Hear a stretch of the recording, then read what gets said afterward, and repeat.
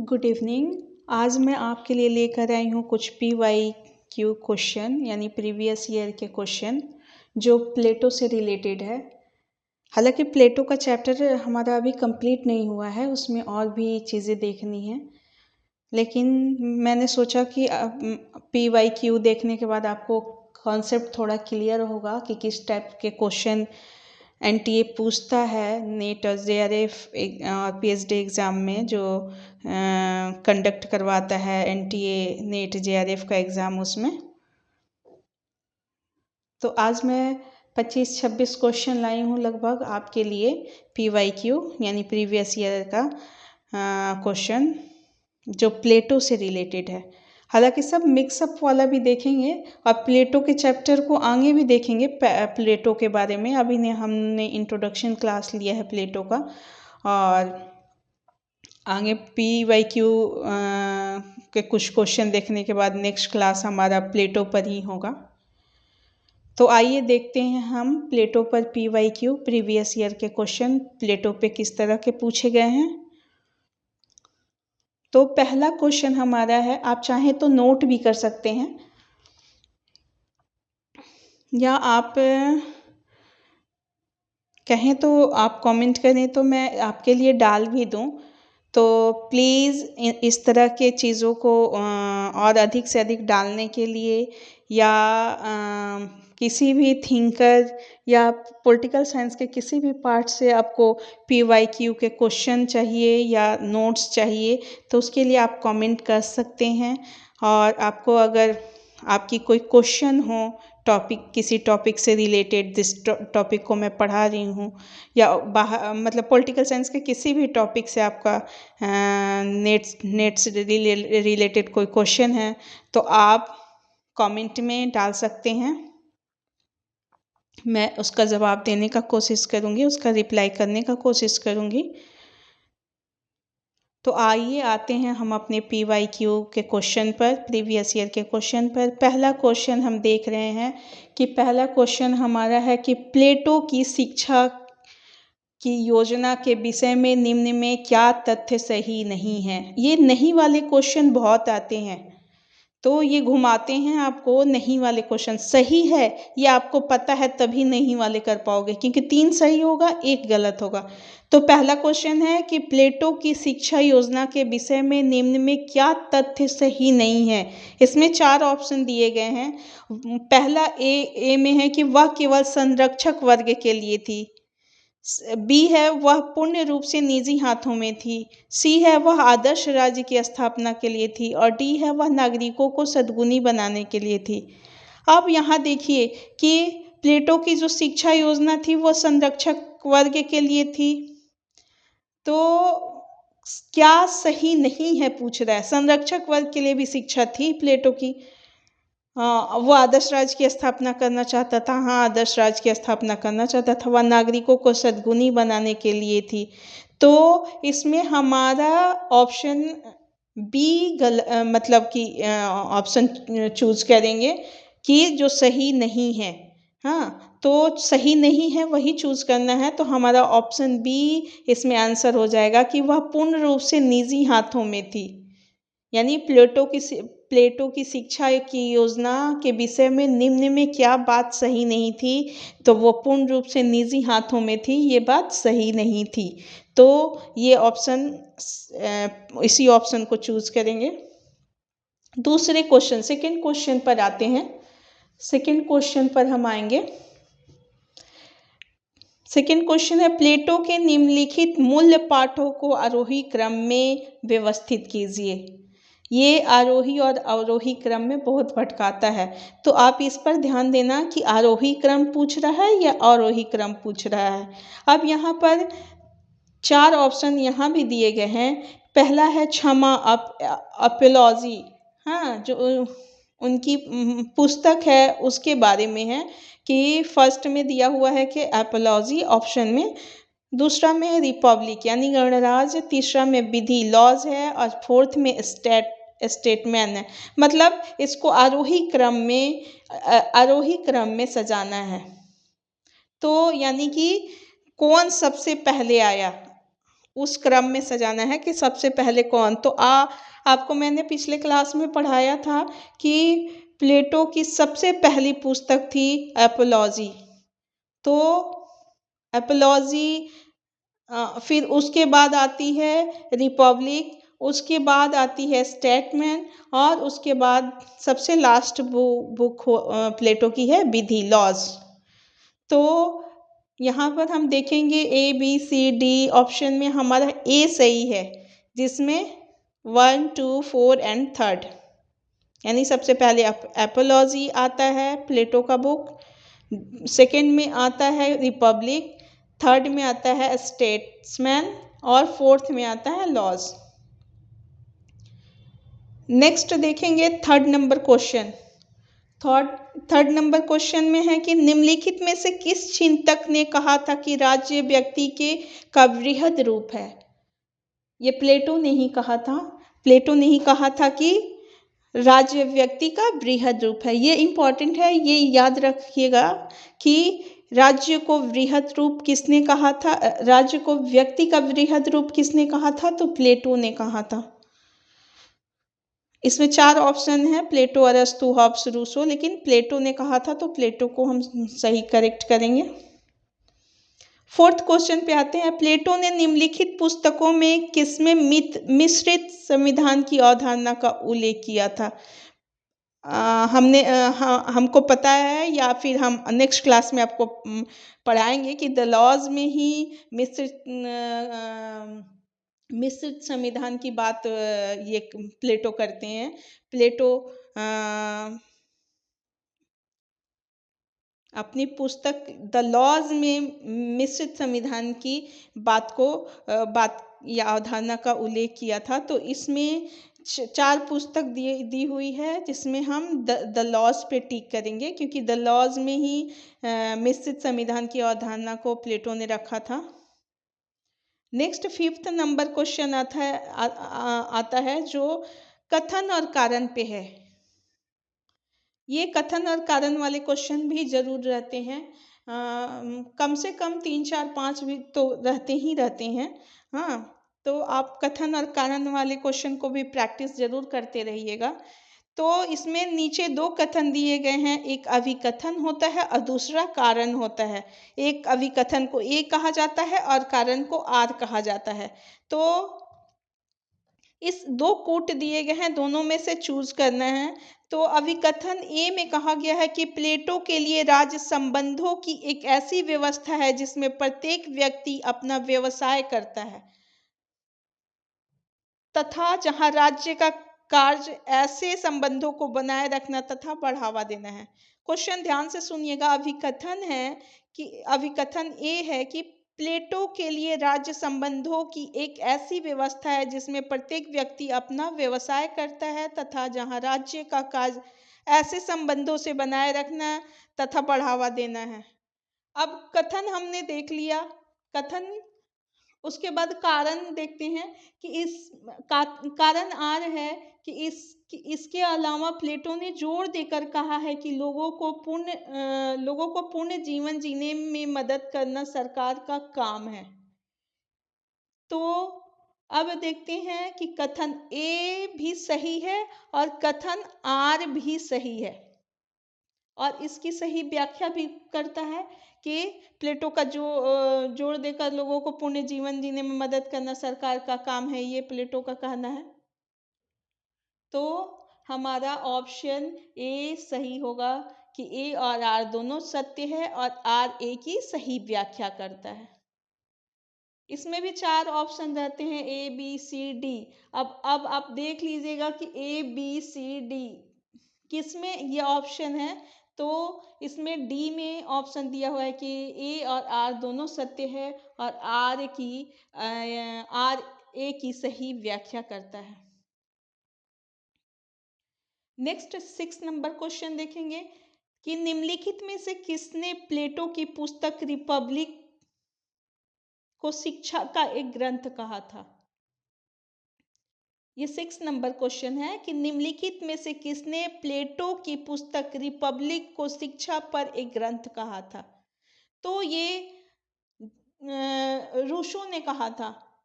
जे Rousseau ने कहा था कि रिपब्लिक जो प्लेटो की पुस्तक है, बहुत फेमस पुस्तक है रिपब्लिक, उसको कहा था कि ये शिक्षा पर बहुत बढ़िया ग्रंथ है, एक बड़ा ग्रंथ है और ये शिक्षा पर लिखी गई है। इस चीज़ को प्लेटो की इस रिपब्लिक नामक बुक को ही शिक्षा पर लिखी गई ग्रंथ रूसो ने कहा था। तो इसमें ऑप्शन ए में रूसो है, तो रूसो को हम करेक्ट करेंगे।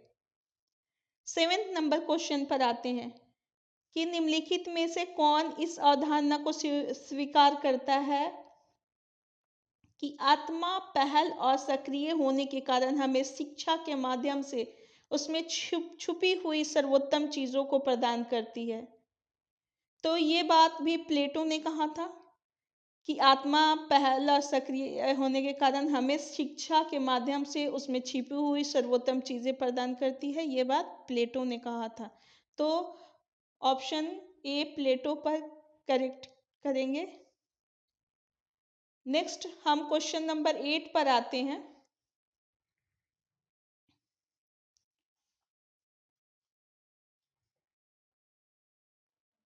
क्वेश्चन नंबर 8 पर आते हैं। प्लेटो का परिवारों के साम्यवाद का सिद्धांत निम्नलिखित में से किस पर उसके विचारों का तार्किक परिणाम था। अब हम आगे नेक्स्ट क्लास में प्लेटो के साम्यवाद के बारे में पढ़ेंगे कि प्लेटो का परिवारों के साम्यवाद क्या है। लेकिन ये क्वेश्चन हम इसलिए देख रहे हैं कि हमारा कॉन्सेप्ट क्लियर हो जाएगा और पढ़ते वक्त हमें जब ये टॉपिक मिलेगा या ये चीज़ें मिलेगी तो हमारा ध्यान उस पर फोकस्ड रहेंगे, हम ध्यान हमारा ज़्यादा लगा रहेगा और हम आसानी से चीज़ों को समझेंगे और सॉल्व कर पाएंगे। तो इसीलिए हमने PYQ प्रीवियस ईयर के क्वेश्चन को लाया ताकि हमारा कॉन्सेप्ट क्लियर हो जाए। तो जब आपका कॉन्सेप्ट क्लियर रहेगा तब आप चीज़ों को अच्छे से समझोगे और किस तरह के एग्जाम में क्वेश्चन पूछते हैं वो जानते रहोगे। तो PYQ साथ में सॉल्व आप लोग करते रहें और ताकि चैप्टर पढ़ते पढ़ते के साथ आपका कैसा क्वेश्चन आता है, किस स्टैंडर्ड का आता है और क्या पढ़ना होता है हमें, ये क्लियर रहेगा।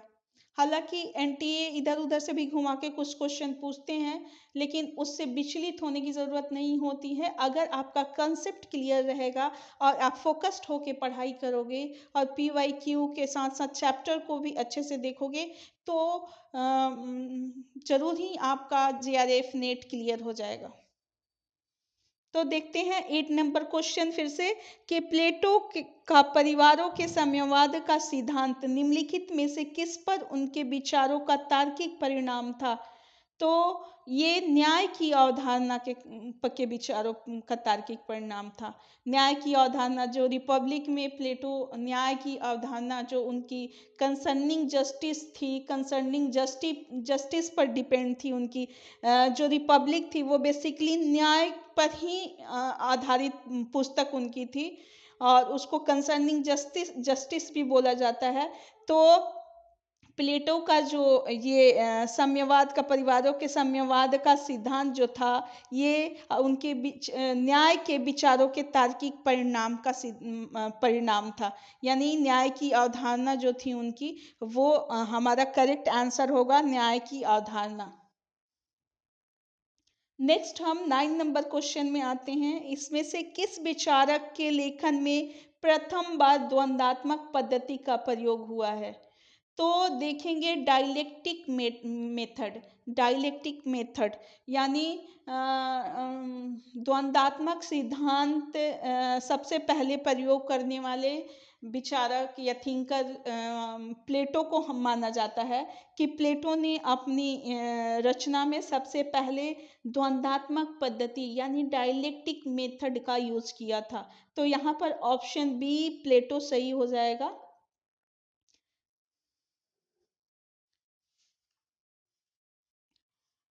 निम्नलिखित क्वेश्चन नंबर 10 पे आते हैं। निम्नलिखित में से किसका संबंध प्लेटो के दर्शन से है। तो हम लोग प्लेटो के गुफा का सिद्धांत भी पढ़ेंगे कि प्लेटो का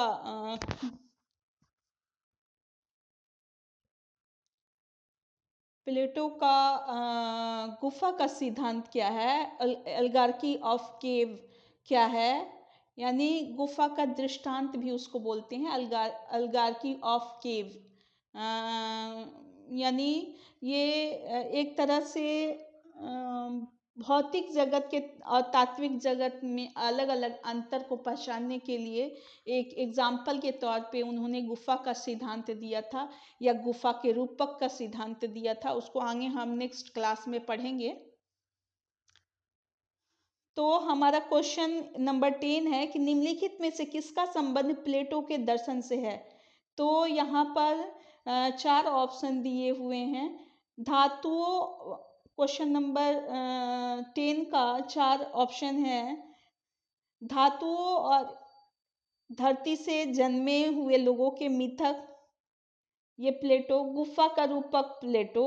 स्वर्णिम मध्य का सिद्धांत अरिस्टोटल। विभाजित रेखा का रूपक प्लेटो। इसमें सही विकल्प चुनना है, यानी सही विकल्प क्या है। तो हमारे सामने A B C D 4 option है, जिसमें से डी सही है, जिसमें से धातुओं और धरती से जन्मे हुए लोगों के मिथक, ये प्लेटो का सिद्धांत है। धातुओं और धरती से जन्मे हुए लोगों का मिथक कौन देता है? प्लेटो। गुफा का रूपक ये प्लेटो का ही सिद्धांत है। और विभाजित रेखा का रूपक ये भी प्लेटो का सिद्धांत है। ये 3 सही ऑप्शन है। तो ऑप्शन डी हमारा सही हुआ, 1 2 4। नेक्स्ट क्वेश्चन में आते हैं, क्वेश्चन नंबर 11। निम्नलिखित में से कौन सी शिक्षा के बारे में प्लेटो द्वारा दिए गए सिद्धांतों की विशेषता है? निम्नलिखित में से कौन सी शिक्षा के बारे में प्लेटो के द्वारा दिए गए सिद्धांतों की विशेषता है? तो ऑप्शन ए है, यह सामाजिक सदाचार तथा सत्य की अनुभूति का एक साधन है। सेकंड नंबर में है, बचपन से लेकर 6 वर्ष की उम्र तक प्राथमिक शिक्षा आरंभ होती है। थर्ड है, सार्वजनिक परीक्षा 20 वर्ष की उम्र में होती है। और फोर्थ है, 30 वर्ष की उम्र में दूसरी चयन परीक्षा होती है। ये जब हम प्लेटो के शिक्षा सिद्धांत को पढ़ेंगे, अगले क्लास में प्लेटो के शिक्षा सिद्धांत के बारे में पढ़ेंगे, तो ये हमारा क्वेश्चन आपका सॉल्व करने में आसानी होगी और याद भी अच्छे से हो जाएगा। इसलिए मैंने इस क्वेश्चन को डाला है। ये प्रीवियस ईयर का क्वेश्चन है कि निम्नलिखित में से कौन सी शिक्षा के बारे में प्लेटो द्वारा दिए गए सिद्धांतों की विशेषता है। तो ये जो 4 ऑप्शन दिए गए हैं कि यह सामाजिक सदाचार तथा सत्य की अनुभूति का एक साधन है। 2 नंबर में है, बचपन से लेकर 6 वर्ष की उम्र तक प्राथमिक शिक्षा आरंभ होती है। थर्ड में है, सार्वजनिक परीक्षा 20 वर्ष की उम्र में होती है। और फोर्थ में है, 30 वर्ष की उम्र में दूसरी चयन परीक्षा होती है। ये चारों ऑप्शन सही है। इसलिए हम देख रहे हैं कि ए में दिया हुआ है 1 2 3 4, यानी ये चारों सही है। तो हमारा ऑप्शन ए सही है। नेक्स्ट क्वेश्चन नंबर 12 में जाते हैं। क्वेश्चन नंबर 12 में जाएंगे।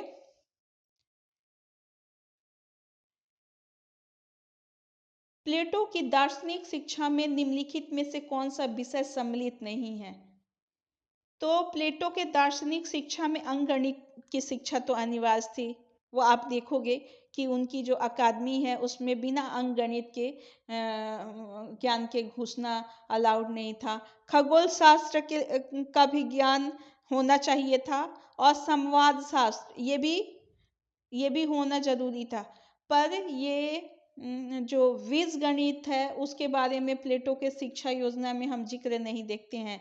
तो ये पूछा है कि सम्मिलित नहीं है, तो शिक्षा में सम्मिलित नहीं है तो बीजगणित सम्मिलित नहीं है, यानी ऑप्शन बी गलत है। यानी बी ही इसमें ऑप्शन चूज होगा, यही आंसर होगा, क्योंकि शिक्षा में सम्मिलित नहीं है ये पूछ रहा है, तो बीजगणित सम्मिलित नहीं है। क्वेश्चन नंबर 13 में आते हैं। निम्नलिखित ग्रंथों में से प्लेटो किसके लेखक थे? तो यहाँ 4 बुक दिया हुआ है। 4 बुक का नाम दिया हुआ है, पॉलिटिक्स, लेवियाथम, रिपब्लिक और the Prince.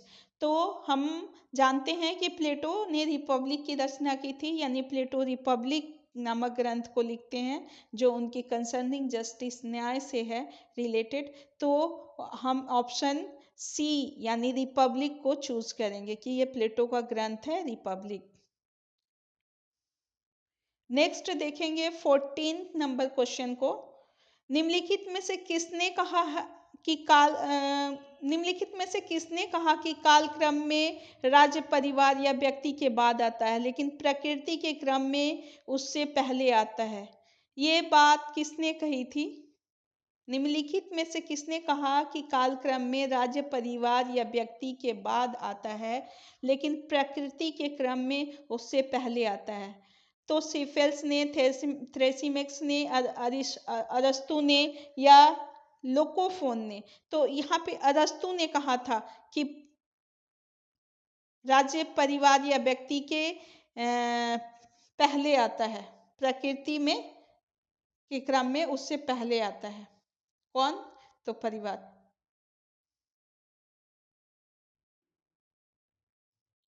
Next 15th number question को देखेंगे कि प्लेटो की रिपब्लिक का उपशीर्षक क्या था? तो बहुत बार मैं जिक्र कर चुकी हूँ आप लोगों से कि प्लेटो की रिपब्लिक का उपशीर्षक कंसर्निंग जस्टिस यानी न्याय से संबंधित था। तो इसमें ऑप्शन ए न्याय से संबंधित चूज करेंगे। नेक्स्ट 16 नंबर क्वेश्चन को देखते हैं। 16th नंबर क्वेश्चन इसमें पूछ रहा है प्लेटो ने एक आदर्श राज्य की जनसंख्या निश्चित की थी। तो हमने पिछली क्लास में देखा था कि प्लेटो ने अपने लॉज नामक पुस्तक में राज्य की जनसंख्या 5040 बताया था, यानी 5040 बताया था संख्या। तो 16th नंबर क्वेश्चन हमारा है कि प्लेटो ने आदर्श के राज्य की जनसंख्या निश्चित की थी तो 5040, जो कि उन्होंने लॉज में वर्णित किया था। ये पूछ देता है लॉज के बारे में भी, बुक के बारे में भी, कि किस बुक में उन्होंने आदर्श राज्य की जनसंख्या निश्चित बताया था 5040, या कितना बताया था, किस बुक में बताया था। तो पुस्तक द लॉज में बताया था जो उनकी अंतिम रचना थी, और 5040 बताया था। तो ऑप्शन बी हम चूज करेंगे जिसमें 5040 व्यक्ति लिखा हुआ है। नेक्स्ट 17th नंबर क्वेश्चन पे आते हैं।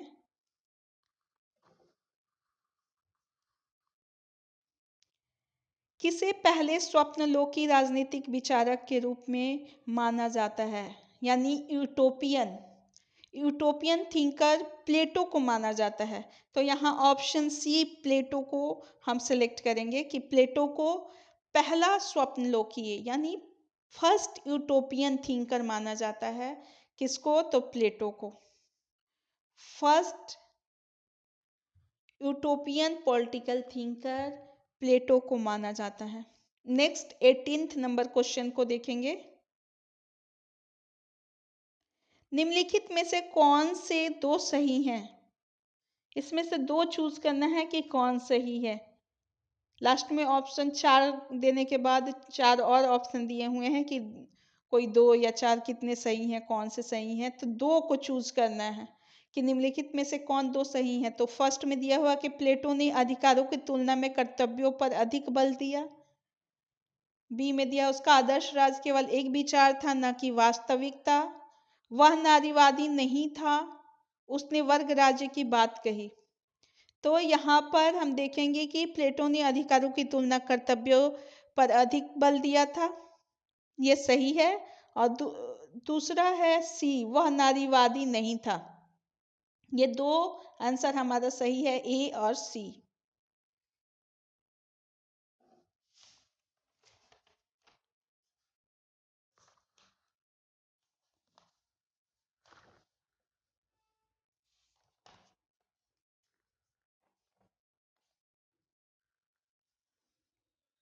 नेक्स्ट देखेंगे 19th नंबर क्वेश्चन को कि निम्नलिखित 2 अभिकथन दिए गए हैं जिसमें से एक अभिकथन ए के रूप में और दूसरे तर्क आर के रूप में कहा गया है। अभिकथन ए है कि प्लेटो के अनुसार मनुष्य की आत्मा में 3 घटक होते हैं, विवेक, साहस और क्षुद्रा। हमने देखा था पिछले क्लास में कि होता है ये तीनों प्लेटो के अनुसार है कि मनुष्य की आत्मा में 3 गुण या 3 घटक है, विवेक, साहस और क्षुद्रा। और इसमें कारण दिया हुआ है आर, राज्य व्यक्ति का विराट रूप है। तो हमने देखा था कि विवेक राजा के लिए, साहस सैनिकों के लिए और क्षुद्रा जो फार्मर किसान हैं उनके लिए या उत्पादक वर्ग हैं। तो ये राज्य व्यक्ति का विराट रूप है, ये भी सही है। तो ए और आर दोनों सही है और आर ए की सही व्याख्या करता है, ये ऑप्शन सही माना जाएगा। नेक्स्ट 20 नंबर क्वेश्चन में आते हैं। आकृति का सिद्धांत, थ्योरी ऑफ फॉर्म और गुफाओं का रूपक, एल्गोरिथम ऑफ केव्स। 2 सिद्धांत है, एक आकृति का सिद्धांत यानी थ्योरी ऑफ फॉर्म्स या फॉर्म, और गुफाओं का रूपक, एल्गोरिथम ऑफ केव्स, निम्नलिखित में से किससे संबंधित है?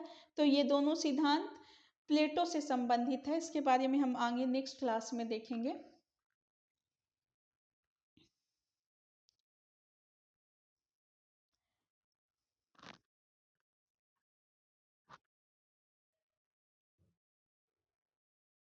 नेक्स्ट क्वेश्चन 21 नंबर क्वेश्चन पे आते हैं कि निम्न में से कौन सी एक किताब प्लेटो द्वारा नहीं लिखी गई है?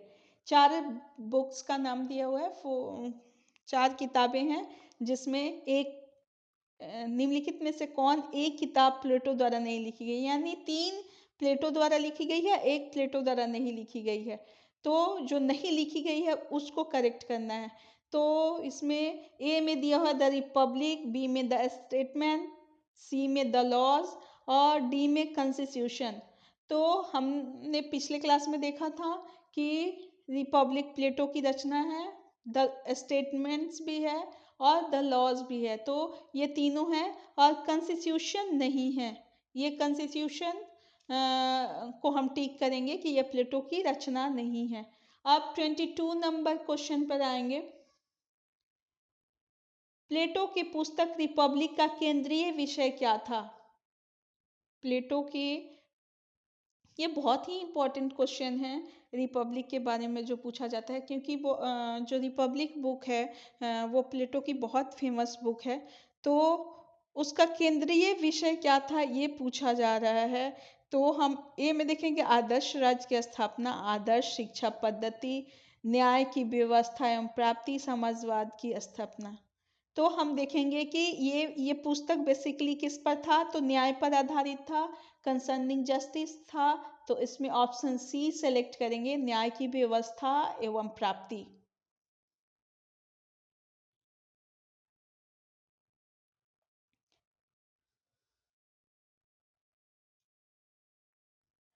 नेक्स्ट 23 नंबर क्वेश्चन पर आते हैं कि रिपब्लिक किस प्रकार की शैली में लिखा गया ग्रंथ है?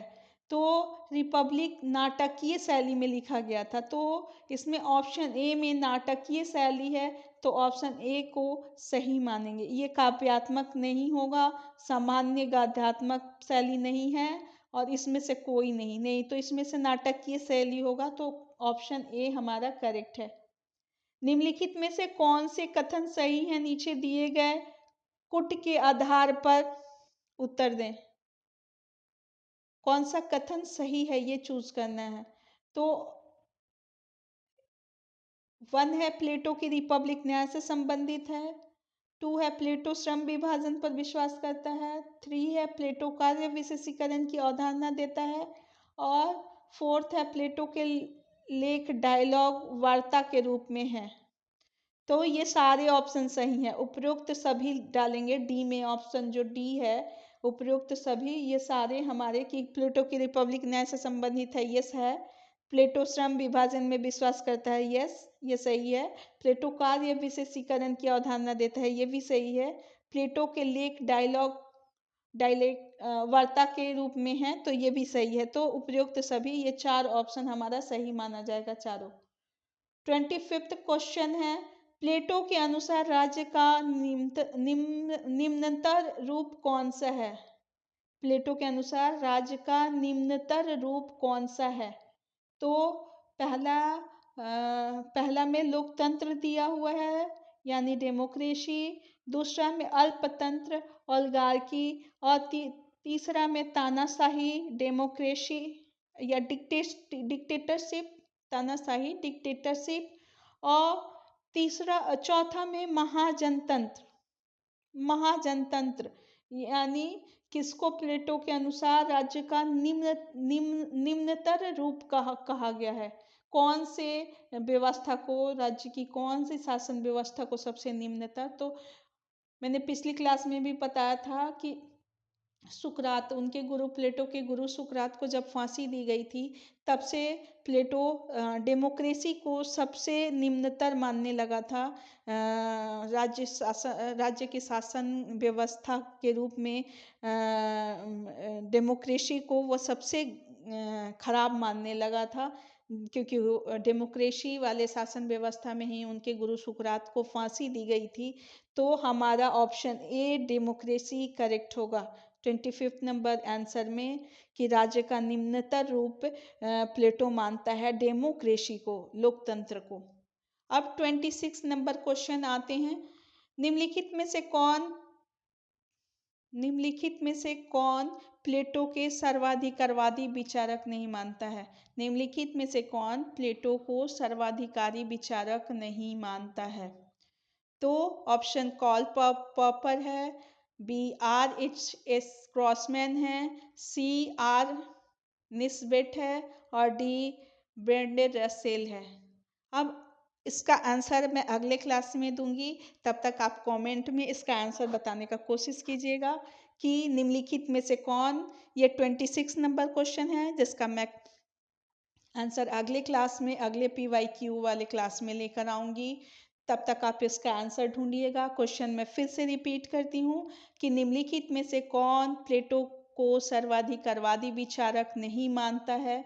Karl popper,